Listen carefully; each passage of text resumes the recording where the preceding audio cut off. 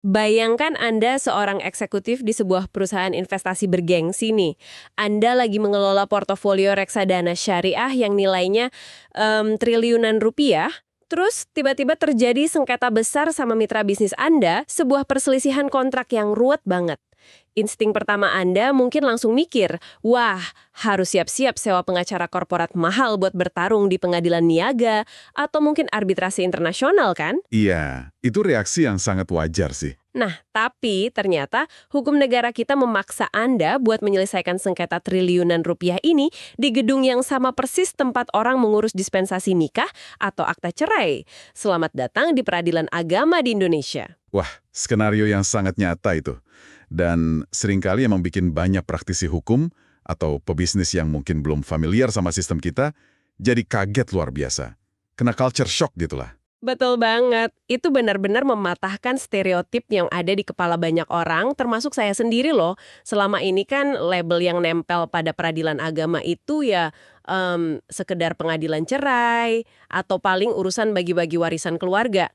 Padahal kalau kita gali lebih dalam lagi, institusi ini adalah sebuah raksasa hukum dengan yurisdiksi yang masif banget. Masif dan sangat kompleks. Makanya, untuk penelusuran mendalam kita kali ini, kita beruntung banget punya kompilasi sumber yang padat.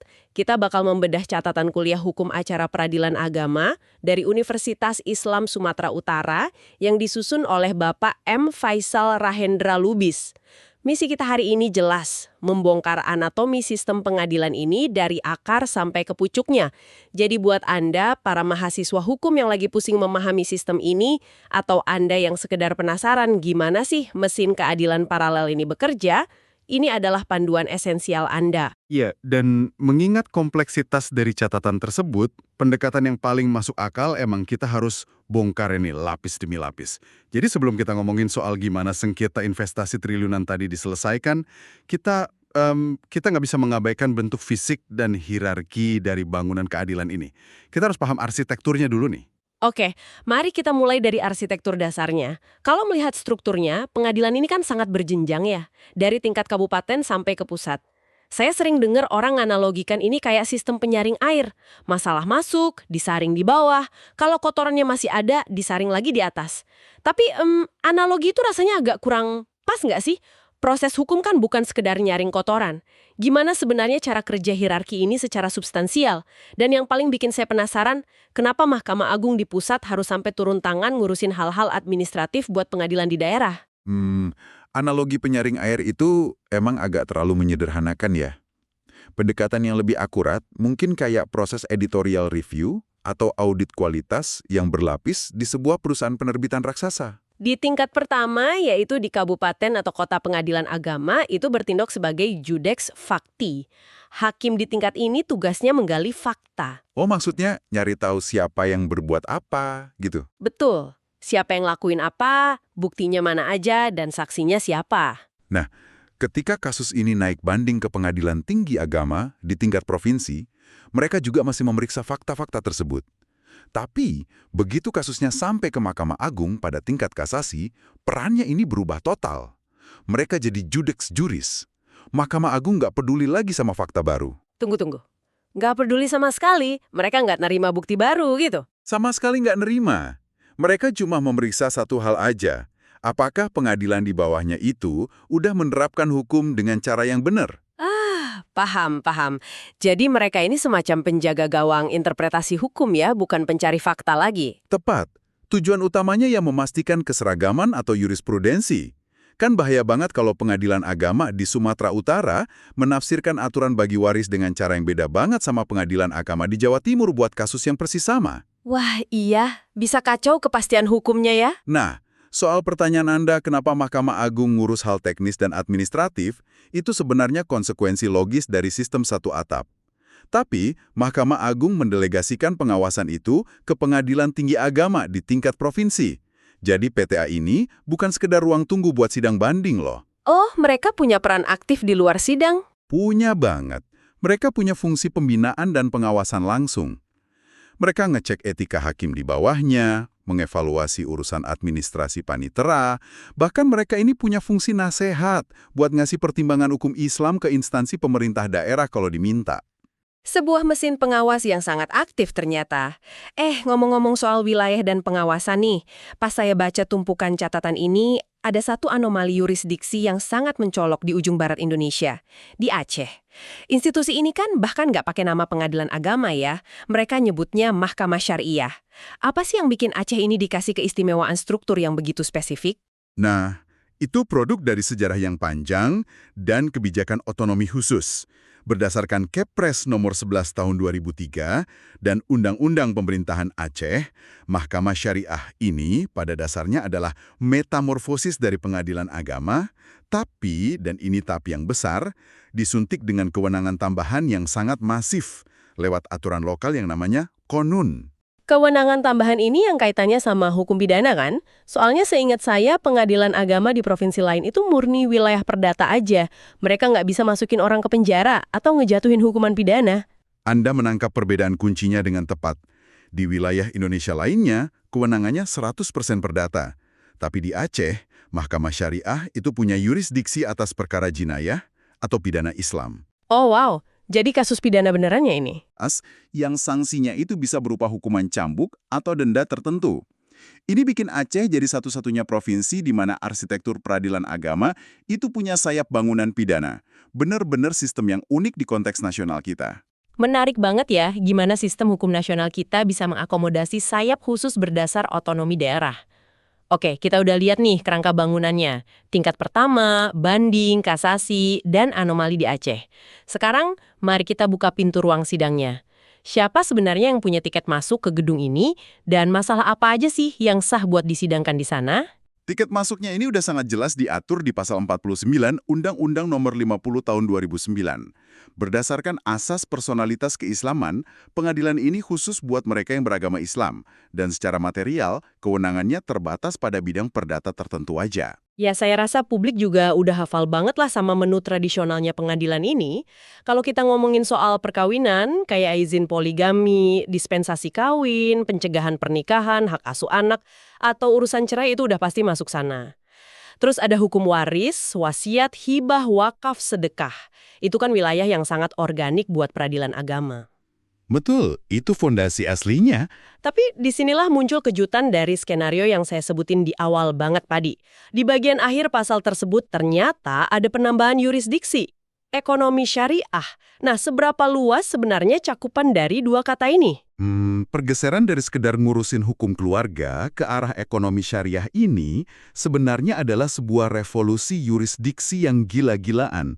Ketika undang-undang itu diamandemen, tiba-tiba pengadilan ini dapat mandat buat mengadili sengketa perbankan syariah, asuransi syariah, reksadana, obligasi atau sukuk, sampai urusan pegadaian dan bisnis syariah secara umum. Tunggu-tunggu, berarti kita nggak cuma ngomongin perselisihan keluarga lagi ya? Ini sengketa instrumen keuangan modern dong? Persis, dengan tingkat kerumitan yang luar biasa tinggi. Ini yang bikin saya kepikiran sih. Maksudnya ngurus pembagian harta gono gini keluarga aja itu butuh ketelitian yang luar biasa kan. Sekarang para hakim ini dituntut buat paham anatomi kontrak derivatif syariah, atau misalnya ada kegagalan sistemik dalam investasi digital senilai ratusan miliar rupiah. Tekanan dari pihak yang berkonflik pasti ada di level yang sepenuhnya beda. Perusahaan raksasa yang punya sumber daya tak terbatas bisa aja nyoba menekan pengadilan. Gimana caranya sistem ini melindungi hakim-hakimnya dari intervensi kelas kakap kayak gitu? Pertanyaan bagus. Catatan dari UISU ini menyentuh fondasi pertahanan itu dengan mengutip Profesor Bagirmanan.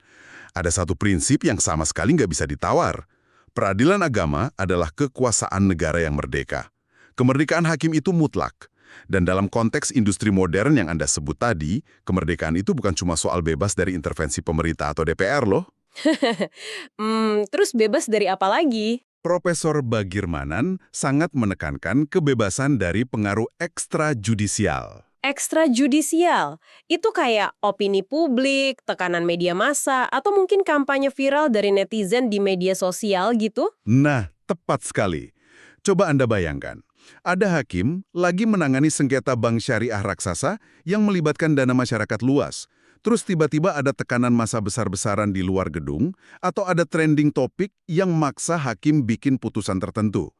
Bagirmanan ngejelasin kalau kemerdekaan ini dirancang sebagai perisai. Buat melindungi hakimnya ya, biar mereka nggak takut. Betul. Tujuannya bukan bikin hakim jadi sosok yang arogan atau nggak tersentuh, tapi buat membebaskan mereka dari rasa takut. Hakim nggak boleh khawatir karirnya bakal hancur, keamanannya terancam, atau nama baiknya diserang buzzer cuma karena menjatuhkan putusan yang nggak populer di mata publik. Selama putusan itu emang didasarkan pada kebenaran hukum yang objektif. Caranya nih, sebagai mahasiswa hukum kita pasti langsung ketemu sama dua istilah klasik ini, yurisdiksi contentious dan volunter. Yup, Itu adalah dua pilar paling utama dalam hukum acara perdata. Pemahaman dasar saya begini nih, contentious itu sengketa, jelas ada konflik di situ. Aktornya kelihatan pihak yang merasa haknya dilanggar maju jadi penggugat, dan pihak yang dituduh melanggar bertindak jadi tergugat. Nanti hakim bakal ngeluarin produk yang namanya putusan. Sebaliknya, volunter itu sifatnya cuma permohonan sepihak aja, nggak ada lawan yang bersengketa. Dan produk akhirnya itu berupa penetapan. Misalnya buat kasus isbat nikah atau penetapan ahli waris gitu. pemahaman yang sangat solid. Memang sesederhana itu konsep dasarnya.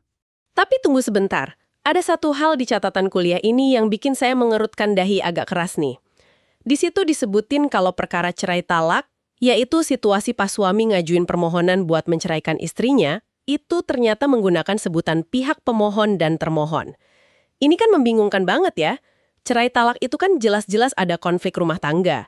Ada suami dan ada istri yang mungkin nggak terima diceraikan. Kenapa kasus yang syarat konflik ini malah dibungkus pakai istilah voluntare, seolah-olah ini cuma permohonan administratif sepihak tanpa sengketa? Kenapa nggak langsung aja pakai penggugat dan tergugat? Wah, Anda nembak tepat di titik buta yang sering banget menjebak banyak orang. Bahkan kadang praktisi hukum pemula juga suka bingung di sini.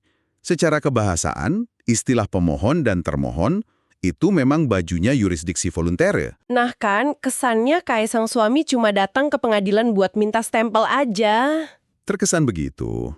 Tapi, hukum kan nggak cuma melihat dari kulit luarnya aja. Mahkamah Agung juga sadar kok soal kebingungan ini.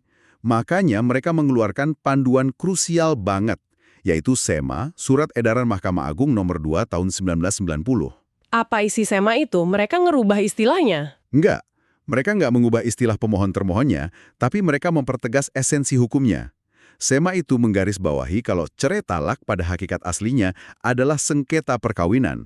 Jadi walaupun bajunya pakai istilah pemohon dan termohon karena alasan tradisi dan prosedural, roh dari perkaranya tetaplah contentious.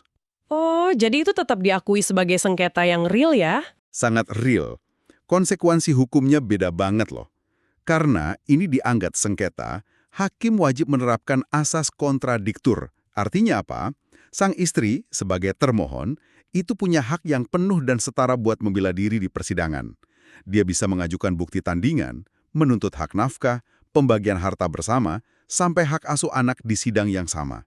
Oh wow! Dan pada akhirnya, hakim bakal mengeluarkan putusan. Ingat ya, putusan. Bukan sekedar penetapan administratif yang dibungkus dalam bentuk penetapan izin ikrar talak. Luar biasa. Jadi ini semacam fiksi hukum ya, buat mengakomodasi tradisi prosedural, tapi tetap menjamin hak asasi pihak yang lagi berkonflik. Berbicara soal sejarah dan tradisi, ini ngebawa kita ke sebuah pertanyaan yang nggak kalah bikin pusing. Hukum apa sih yang sebenarnya dipakai sama para hakim ini? Kalau saya lihat daftar sumber hukum formil dan material di catatan ini, rasanya kayak ngelihat orang bikin mesin waktu tapi komponennya salah rakit gitu loh. Hahaha. Coba-coba Anda jabarin komponen apa aja yang Anda temukan di situ. Beneran deh, ini gado-gado hukum banget. Untuk prosedur sidangnya, hukum formilnya, ya mereka masih pakai HIR buat wilayah Jawa dan Madura, dan RBG buat luar Jawa Madura. Keduanya ini kan produk hukum peninggalan kolonial Belanda dari abad ke-19. Di sisi lain, mereka pakai BW atau KUH Perdata, terus dicampur sama hukum positif Indonesia yang modern, kayak UU Peradilan Agama dan UU Perkawinan. Dan karena ini peradilan agama, masuklah kompilasi hukum Islam dari Impres tahun 91, ditambah lagi rujukan dari kitab-kitab fikih klasik, warisan ulama berabad-abad yang lalu. Maksud saya, gimana caranya otak seorang hakim nggak meledak pas nyoba nyatuin hukum acara Belanda tahun 1800-an sama teks fikih berbahasa Arab buat ngadili sengketa asuransi digital hari ini? Ini emang sebuah keunikan yang kayaknya nggak bakalan Anda temukan di sistem peradilan belahan dunia manapun. Hakim peradilan agama di kita ini dituntut buat jadi seorang sintesisator tingkat tinggi. Sintesisator gimana tuh kerjanya di ruang sidang?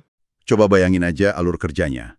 Pas mereka ngatur tata cara manggil saksi, atau nentuin batas waktu buat ngejawab gugatan, atau cara nyita alat bukti tertulis, mereka murni pakai nalar logis dan aturan prosedural dari HIR atau RBG, warisan kolonial itu.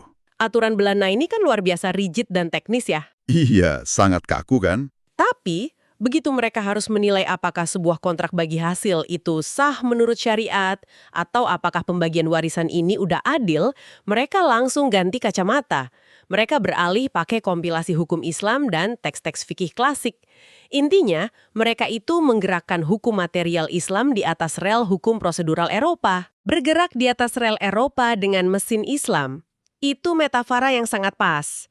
Nah, kalau gitu mari kita lihat gimana mesin hybrid ini beroperasi di dunia nyata. Misal besok Anda atau saya melangkah masuk ke pintu gedung pengadilan agama, bawa setumpuk dokumen gugatan, sistem apa yang bakal menyambut kita biar prosesnya nggak jadi kekacauan absolut? Catatan Pak M. Faisal, ini nyebutin ada yang namanya sistem meja. Betul sekali. Sistem meja ini dirancang khusus, jadi mekanisme kontrol lalu lintas perkara. Ini juga cara paling efektif buat mencegah konflik kepentingan dari detik pertama Anda nginyekin kaki di pengadilan. Kalau saya perhatiin alurnya, ini kok mirip banget sama sistem triase di UGD Rumah Sakit Modern ya. Pas kita datang bawa keadaan gawat, kita kan nggak langsung nyeret dokter bedahnya buat meriksa kita. Kita harus ke meja pendaftaran dulu. Di pengadilan agama, ini perannya meja 1 kan? Sangat mirip. Di meja 1 ini, staf kepanitraan bakal menelaah dulu kelengkapan gugatan Anda dan menaksir biayanya. Mereka ngeluarin dokumen yang disebut SKUM, Surat Kuasa untuk Membayar. Nah, soal biaya ini. Di catatan disebutin kalau biayanya dihitung berdasarkan radius. Ya, dan yang menarik dari perhitungan SKUM ini adalah transparansinya. Biaya itu bukan tebakan acak dari panitera, dihitung secara matematis berdasarkan radius jarak rumah Anda dan rumah pihak lawan dari gedung pengadilan. Kenapa harus jarak fisik sih? Kan sekarang udah serba online. Karena dalam hukum acara kita, panitera atau jurusita itu harus berkendara langsung ke rumah pihak-pihak yang bersengketa buat menyerahkan surat panggilan sidang secara fisik, panggilan resmi.